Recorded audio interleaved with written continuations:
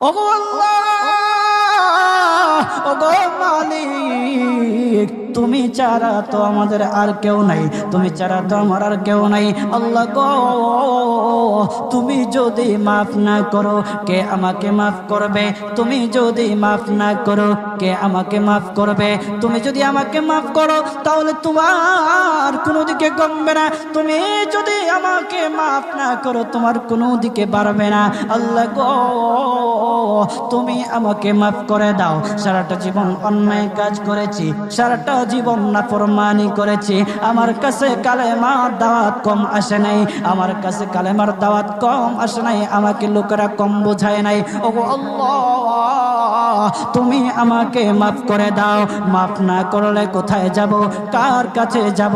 বাবা যখন মারে তখন মার কাছে আশ্রয় নেওয়া যায়, মা যখন প্রহার করে তখন বাবার কাছে আশ্রয় নেওয়া যায়, বাবা মা যখন প্রহার করে তখন দুনিয়ার কারো না কারো কাছে আশ্রয় নেওয়া যায়। ওগো আল্লাহ,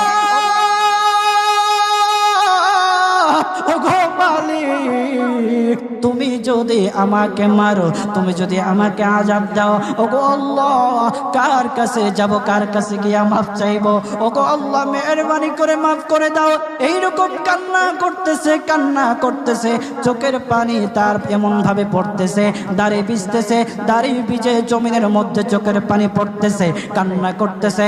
বান্দাটা কান্না করতে করতে করতে করতে আমার আল্লাহর কাছে এমন গ্রহণযোগ্যতা অর্জন করেছে, মহান আল্লাহ রব্বুল আলামিন তার ডাকে সাড়া দিয়া তার জিন্দেগির সব গুনাহ মাফ করে দিয়েছে।